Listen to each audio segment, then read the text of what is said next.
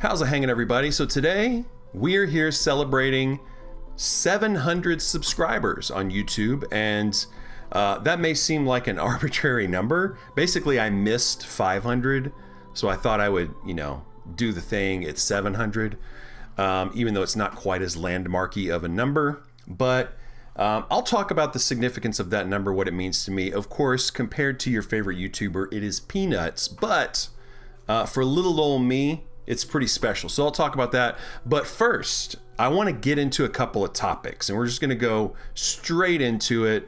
We're going to talk about Clair, Obscur, Expedition 33, which I just rolled credits on about 72 hours ago. And then I'm also going to talk about the Retroid Pocket Flip 2. This thing is becoming one of my favorite handhelds that I've ever owned. It is incredibly powerful. It's got a nice big screen, and it's pocketable. So it checks all kinds of boxes. So we're going to get into that. But first, we got some business. Clair, Obscur. I'm going to sound hyperbolic over the next handful of minutes as I talk about this game. But Clair, Obscur is feeling like my favorite game that I've ever played. Now, I do need some distance from it. I need to wait a while. I need to see how my feelings develop or change. But I can say that since I rolled credits on this game and all throughout my playthrough, my enthusiasm for this game and what it offers has grown and grown, feeling like it on an hourly basis almost. Like, it's pretty overwhelming at this point. And honestly, the game is so good that something very different and unique is happening with me. And that is, I don't want to talk about this game. Like, it's weird because I normally don't have, this doesn't happen. Usually if I love a game, I can't shut up about it. But with Clair Obscur, I kind of want to just live in this little silo of appreciation for like a long while and just let the discourse take place and have people talk about the game and review it and love it and not shut up about it and all of that kind of stuff. That's all great, but I feel like I'm just in like a super appreciation mode right now, and I don't really want to talk about it. And I want to mention that, I'm not really gonna talk about the game itself that much and describe the game. I mean, there's a million reviews and people doing that out there, so you don't need me to do that. But I want to tell you guys what this game means to me, and I want to mention that this is a safe space. If you are looking for no spoilers, you will get no spoilers here, zero, because we're not even talking about the game itself. And for anybody that just wants to just remove themselves from the discourse and the reviews and all of that kind of stuff, and potential spoilers, because I feel like the internet is just like a landmine or a minefield of potential spoilers for this game. So my advice to you is stay off the internet while you're playing this game, if that's even possible. Probably not, but do what you can, and definitely don't go watching reviews, and don't go watching deep dives and discussion videos and reading reviews, and don't go looking up the lyrics to the songs. Don't do that. Don't do any of those things. Just play it. It's a short game, as they say. It's not a short game, by the way. It's a game that is 30 hours if you just sprint to the finish and ignore all of the content in the game. But if you're anything like me, or if you're anything like a turn-based RPG player, you are going to want to experience the game. So that's what I would recommend that you do. Experience it. By the way, I'll mention, like, right now we're just at Gematsu.com. This is Gematsu.com. Good website. If you're not familiar, they cover a lot of Japanese media and RPGs, and other Japanese related stuff too. It's like, an English speaking news site, but with a Japanese focus or whatever. So very cool site. So this is just the beautiful scenery I've prepared for us today. But What else can I say about Clair Obscur? I have 0 notes, by the way, but that's on purpose. This is kind of a celebration video, so I'm just like kind of taking it easy, and I'm not putting a lot of pressure on myself. But what else can I say about Clair Obscur? I want to say, I said I wasn't going to talk about the game, but I'm going to touch on something very briefly. This is no spoilers, but I am going to mention that this game has an incredible social intelligence that I rarely, if ever, have experienced in a game. And I appreciate that about it so much. It definitely makes the narrative of the game soar so much higher than it could have otherwise if it was just, just text on the screen, just little dialogue machines going back and forth. No, this is like, you watch these characters, you see the little gestures they do at each other. You see the complexity of their friendships and of the time that they've known each other, and you get a sense for how long they've known each other, and you can feel the inside jokes and the kind of nonchalant just way they riff off of each other, and it makes the whole thing just so much better. And I can't emphasize that enough. Such a socially intelligent game, such an emotionally intelligent game, and it's one of the best parts about it, for sure. I will say the kind of cutscene sort of quality definitely cut more corners as the game went on. Like, the game has like super incredibly strong intro hour or two, and then just towards the end of the game, you started seeing sort of more of the like expressionless kind of faces, like the PS2 style stuff, which you see that in all games today, like everything, even Baldur's Gate 3, everything under the sun, you have that going on. So in this game, you had a little bit of that later in the game, but overall, still, the voice acting was top notch. The social intelligence, even though the kind of cutscenes maybe dipped a little bit towards the end, the quality of the presentation, the voice acting, and the way that the characters really carried it through 100% in this game. And what else? What else are we talking about? So the game is, I said the game is not long. Or I said the game is long, actually.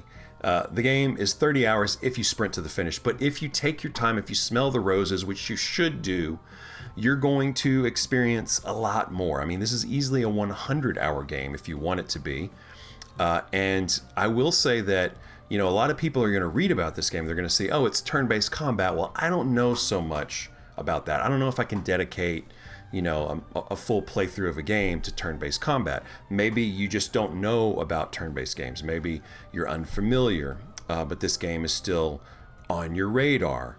Well, what I have to say about the combat system in this game is, who cares? I know that may sound weird to scoff at the gameplay, but by the way, the gameplay is great. The combat system is great. It's a nice angle to the turn-based system, and it does all kinds of stuff.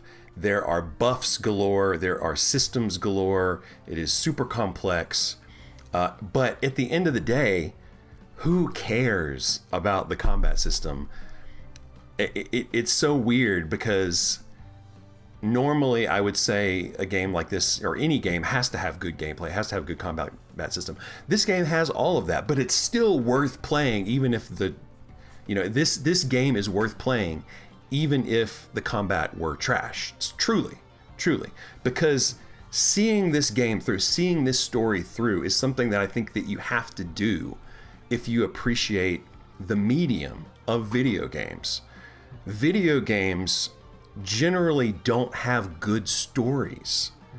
Video games have stories that have to feel their way through all of this absurdity, like just constant fighting and combat and things that don't actually make sense in a story, but we sort of give stories the the video game curve when we're playing video games. So even, basically every story's bad in a game. That's kind of what I always think of it as.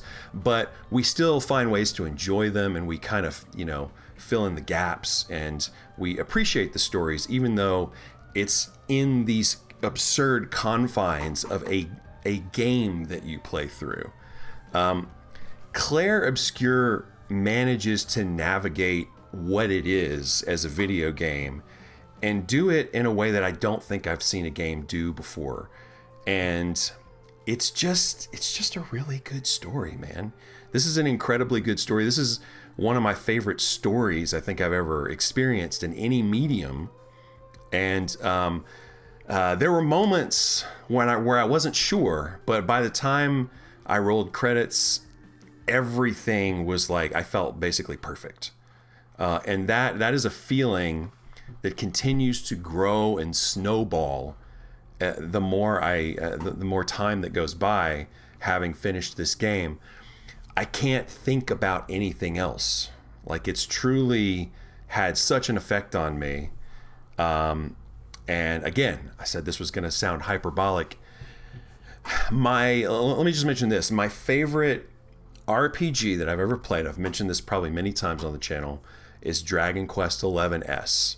I played it for the first time, first ever mainline Dragon Quest I've ever played through. Played through it in the summer of 2020. It was the pandemic. People were stuck inside. I certainly was not going out as much. And I was playing Dragon Quest XI, and I fell in love with the genre, with the medium, really, because this was one of the longer games that I had ever played and finished. What else? I fell in love with the genre of RPG. I fell in love with JRPGs. I fell in love with Dragon Quest. I fell in love with Yuji Horii. I fell in love with the composer guy's name escapes me for whatever reason. But I love Dragon Quest XI, and I've been playing it through this year. I've actually very slowly been plodding through a Dragon Quest XI playthrough, and it's gone on for like a year, and I'm near the end. So this game's very fresh on my mind because I've had a lot of opportunities to just sit down and soak this game up over literally the course of a year. And now I've played Clair Obscur. And I don't know for certain, but it feels like Clair Obscur is now my number one. And I think one reason that I'm being so sort of, I'm being reserved about this is because it hasn't been very long since I've finished it. But I feel like this feeling is just going to grow and grow, and it's just gonna solidify itself as my favorite game, is what I'm thinking. Now, I am probably within the next few months gonna finish this playthrough of Dragon Quest XI, so then I'll have more perspective to offer. But I really feel this might be the one. It might be the one. What else can I say? There's a million things that I've wanted to say about this game. Again, I kind of don't want to talk about it, but I have to talk about it, I think. That's why I have this channel. That's why we're celebrating little old 700 subscribers today, is because I have this platform and I can talk about these things. So I can talk about Clair Obscur. Anyway, let's talk about the music really quick. You know me, I like to talk about music if you've seen the channel.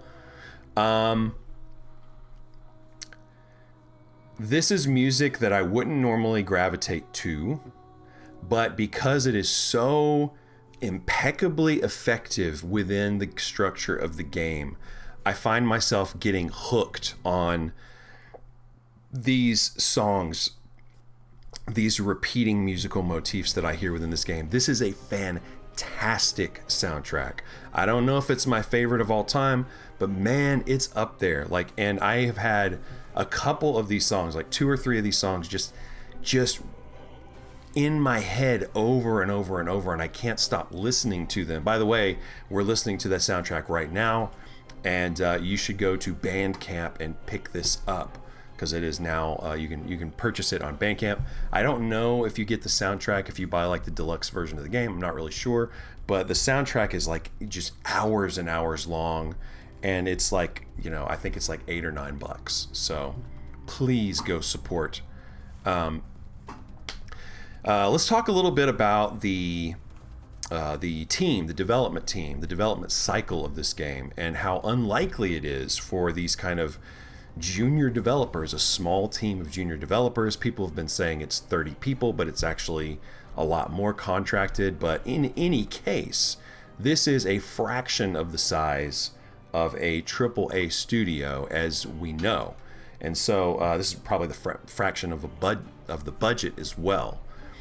So this is in terms of just a development achievement, this is about as good as it gets. This is almost, I will be shocked if this is not game of the year, at least my game of the year. If it's not my game of the year, then something's got a lot of work to do to outdo Clair Obscur, because I don't say this lightly that it might be my favorite game ever. Now I have to wait and see if something even better is coming along, which I just don't see happening with what games are coming on the horizon.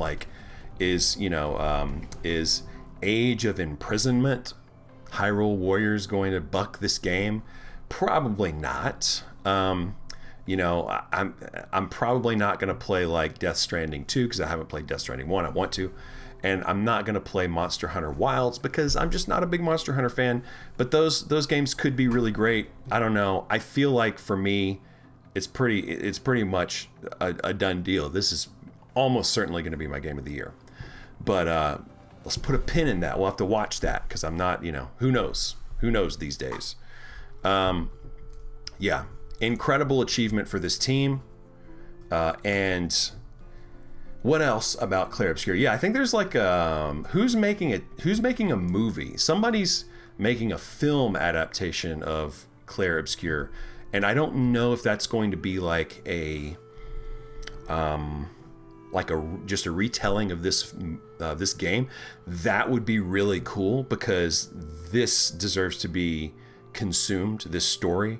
And for people who just don't play games or don't want to watch 5 or 7 hours of cutscenes on YouTube, this is a really good compromise, I think, to just make a movie version of this game. Why not? And what else?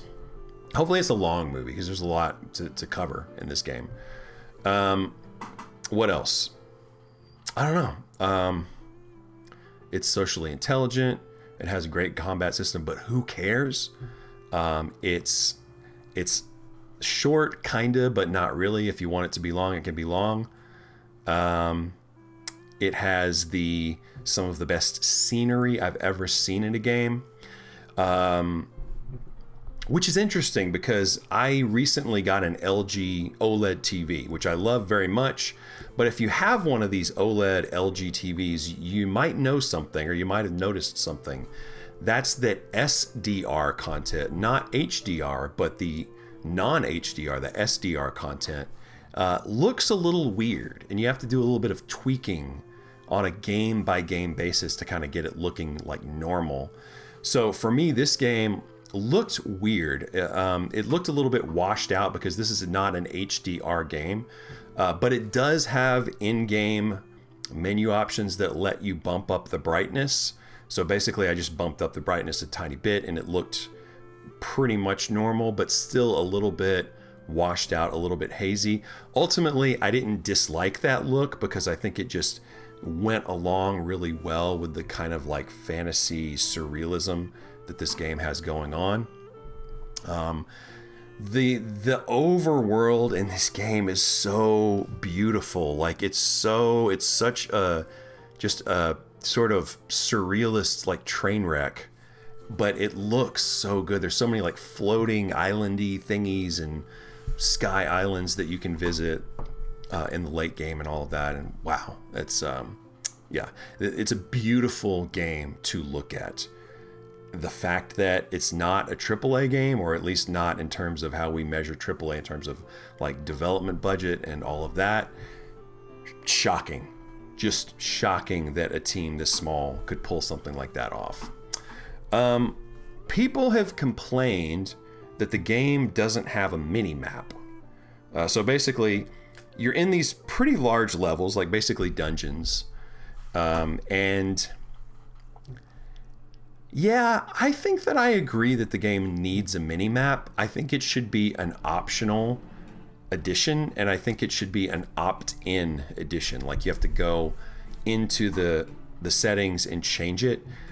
All I would really want is for them to have a mini map that just tells me like a green arrow pointing in the direction of the main quest. That's all I really want.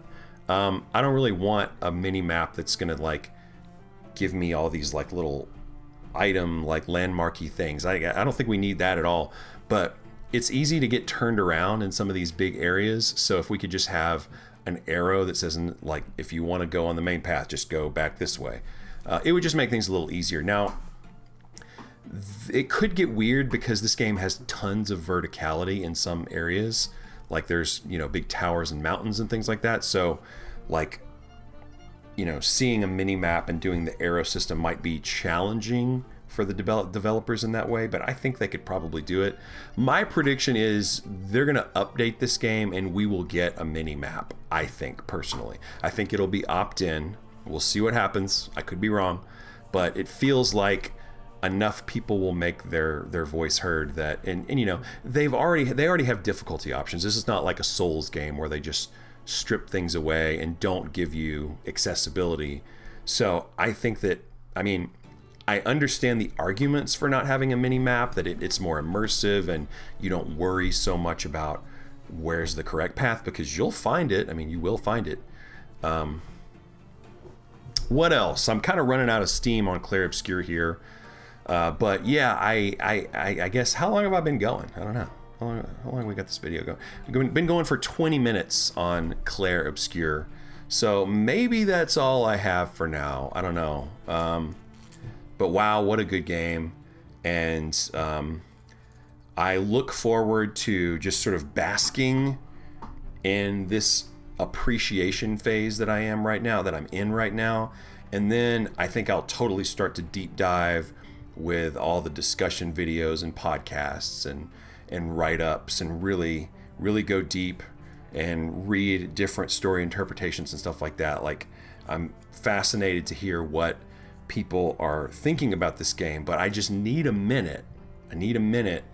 I don't need any reinforcement right now. I don't need anybody telling me how great the game is. I don't need to like read people's reviews or look at videos about, you know, people gushing over the game like I'm doing right now.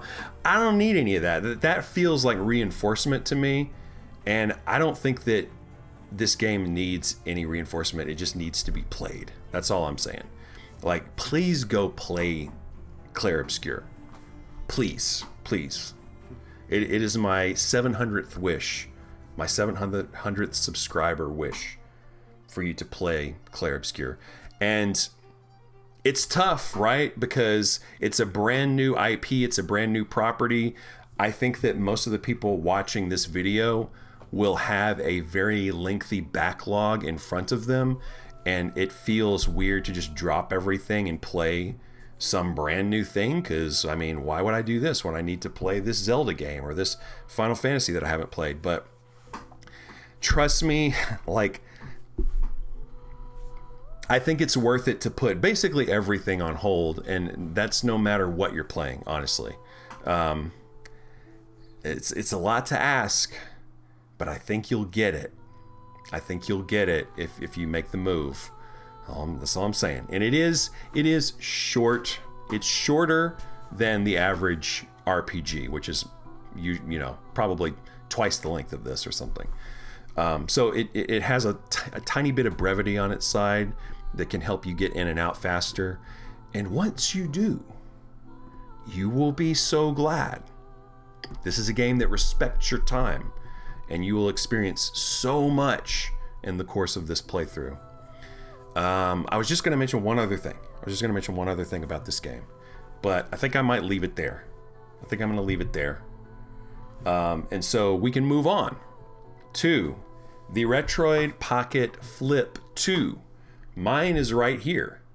I got the little wrist strap thingy for it, which has actually been really nice, because sometimes if I'm playing this thing, I might slip on the wrist strap just in case I need to get up very suddenly and I don't want to fiddle with my pocket. I can just sort of let it dangle from my wrist.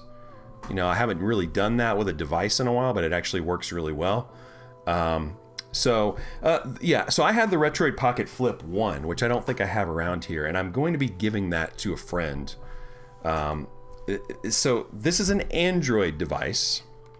It's an Android device. And Android devices that are like gaming, you know, kind of retro-themed devices, they are a pain to set up. They take a long time to set up.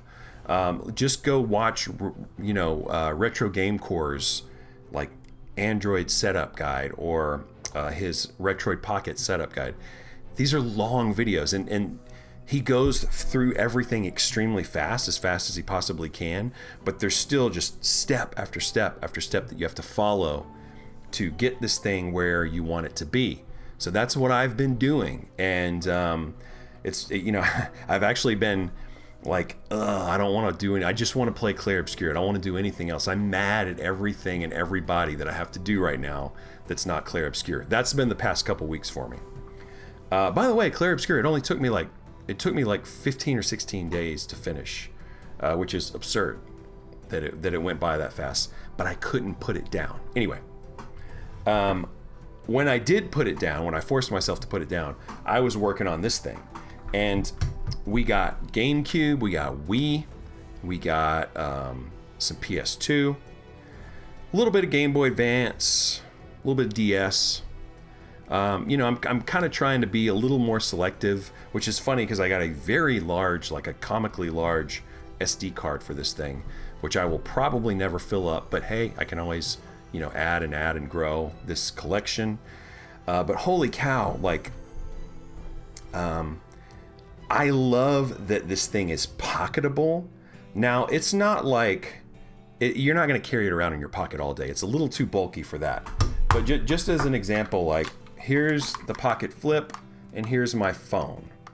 So you can kind of see they're kind of not too dissimilar in size. And the main difference, I guess, is going to be the thickness. Because when you have a clamshell device, you have a whole screen, and then you have a whole other section of the device, so it's kind of split in two, and it just adds to the bulk. But the alternative would be something like the Retroid Pocket 5, where you have your controls on the side, and you've got thumbsticks like moving around in your pocket and doing weird stuff. The screen's not protected, the buttons could get dust in them and all that kind of stuff. So I just have always preferred the clamshell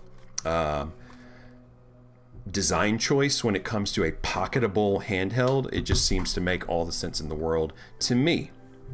Now, this thing has a very big screen for being pocketable. It has a 5.5 beautiful OLED screen, and I have really, really enjoyed this thing. Like, you know, I'm no spring chicken, right? I'm an aging dude, and my eyesight is not quite what it used to be. So I wear readers and stuff these days. I don't need any like prescription eyewear, but I do like my readers, which is what I'm wearing right now. It also filters blue light and some other stuff. But, you know, one simple life hack I will tell you is that if you're, you know, really no matter who you are, whatever age you are, and whatever your vision, like if you think that you have like perfect vision and you don't need any glasses, you might be right, but you can still use readers.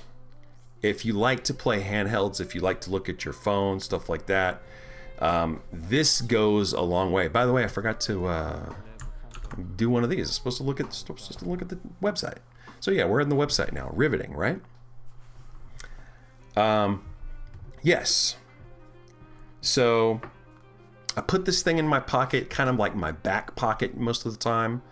And then I usually am just going on very short treks. Like I might get out of my car and go into like an auto repair shop and go to the waiting room and wait there. And then, you know, for a short amount of time, I have this in my back pocket. Or, you know, I might be walking around my place of work and I'm going to be sitting somewhere for a little while, and I might bring it by. And I like that it's black because it's, you know, it's still very much of a gaming thing, but it looks just it looks just discreet enough to where it kind of just looks like I'm looking at a phone from a distance. Like people would probably just see like a black object and not think too much of it. I like to be discreet, but at the same time, I kind of don't care. Like, I don't care if somebody knows I'm playing like a dumb, nerdy gaming thing.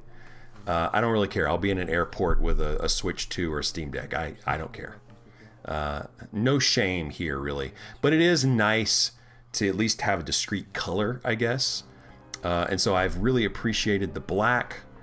It's funny, we're looking at this image with the... looking at the image on the screen with the LEDs going. Now, I don't have LEDs on mine. I've turned all the LEDs off on the thumbsticks and stuff. I don't like those LEDs, so I'm glad they're off. I think you have to go in and intentionally turn them on. But I have not done that, and I'm not gonna do that. But I've been learning all kinds of things about some new emulation tricks. Like, this is PlayStation 1, but it's like almost perfectly widescreen. The assets of the game are not compromised and stretched. I think those images might be. This is Bushido Blade that we're looking at. But I've been doing that. I've been playing PS1 games in widescreen. I've been playing N64 games with widescreen hacks. There's a bunch of GameCube games that look incredibly good. And then you get into the area of like HD texture packs. Like you can patch your ROMs with HD texture packs, or sometimes add extra files into a folder somewhere that it can reference. And that is a very deep well. And I don't really recommend doing it for very many games, but the games that you're going to be coming back to a lot, like one game that I'm going to be coming back to a lot on this one is Animal Crossing for GameCube. And I've got an HD texture pack on this thing, and it looks so good. Like 1080p screen, flawless, just remake, remaster quality. Like I would not even assume that Nintendo could or would make a remaster that looks this good of Animal Crossing, but there it is. Wind Waker also has an HD texture pack that looks quite good. Performance is not perfect on Wind Waker, but it's okay. So the games, when you get into the territory of like Wii, GameCube, PS2, it's going to be inconsistent when it comes to game, but PSP looks great pretty much across the boards. And actually, speaking of PSP, my number one played game on this thing at this time, I think, is Rock Band Unplugged for the PSP. Now let me just tell you, I got the DLC pack in there, so I am shredding on this thing. And it's like, they should make like the next Rock Band or Guitar Hero should work with a controller, just straight up. Like, you should be able to play all these games. You should be able to play Rock Band with a controller because all the inputs are there that you need. And if you want to be extra and go get the drum kit and the guitar, cool, knock yourself out. But I think for a lot of us, a controller is going to do just fine. And this game just uses 4 buttons. Actually, it uses like the up, left, X and A. Up, left, X, and A. So just the top and corner buttons. And it's perfect. It's 4 inputs in the game. And I've tried running Rock Band Unplugged on other handhelds. I think even like the Retroid Pocket 1. But it wasn't working out because there was lag. And you can't have lag in a game like Guitar or Rock Band because it's an input based. So any tiny bit of lag is going to make it unplayable. But that has not been my experience with the Pocket Flip 2. When I set up all my emulation like I do on every other device, it just works and there's no lag. Maybe there's a teeny tiny bit of lag that I can't tell is there, but what I can say is that I don't feel that if I miss an input, it's because I missed the input. And when I got the input, it seems to honor that every time. So I feel like it's basically flawless, but somebody might bust out some actual measurements and let us know for sure, but sure feels flawless to me, I would say. So what a treat that game is, and how cool is it to be able to replay that game and just play Rock Band in general on a handheld like this is the coolest thing. I've also been playing, or checking out rather, a bunch of Android games. I have a Netflix subscription. Netflix comes with a bunch of mobile games these days that you can get off the Apple App Store or the Google Play Store for Android. So I've been going into the Google Play Store and I've been claiming games like Braid, the Anniversary Edition, great game. I named it as one of my favorite puzzle games of last year. We got, of course, Minecraft, which is one of my all-time favorites. Sorry, not sorry. We got Shredder's Revenge. I've only played through that game one time. I did it with a house full of friends. It was a great time. Killed a few hours that way. Gonna be jumping back into that one almost certainly. So Netflix has got some really good stuff. I think that I mentioned Minecraft is not on Netflix, but the other ones that I just mentioned are. And yeah, really excited about the Android games because some of them run so well. Maybe I'll even get into some Honkai Star Rail or some Genshin Impact or one of those. We'll have to see. I think they'll run really well if I choose to try them. But I don't know. We'll see about those. Okay, we've been going for 36 minutes. So yeah, the kind of core purpose of today's video is to talk a little bit about my subscriber numbers. So I want to thank everybody who has left a like, subscribed, shared a video, commented, or even really just clicked play. I mean, at the end of the day, it's kind of, the views are what tell you if your content is being found, and if it's resonating with people, is it getting picked up in the algorithm, all of that kind of stuff. And I'm so pleased to say that, like I said, my numbers are nothing compared to like a big YouTuber. I have a fraction of the consistency of them, of course, but I'm so thrilled that I've been able to achieve 700 subscribers, and it shows me that 1,000 is actually in very possible. And I've heard stories that once you get to 1,000 subscribers, things really start to pick up, and maybe we'll get there. I should probably, I'm not making any promises here, because I definitely have treated this channel like, I want this channel to be when I want to do it, on my own schedule, when I feel like it, no pressure, no deadlines. And I think that's how I've navigated it. And I think that's why I'm still doing it, because I think if I forced myself to do 3 videos a week or 4 videos a week, I would get burned out. I would get burned out. I have things to say. I could probably come up with video ideas, but then actually sitting down, executing, uploading, making thumbnails, all that stuff, it takes a lot of extra time. So it doesn't seem like it, and it really shouldn't take extra time. I should have better workflows by now, but it's just, this is a very simple channel. It's a vlog channel. And I'm also going to mention that my kind of main creative outlet my whole life has been music.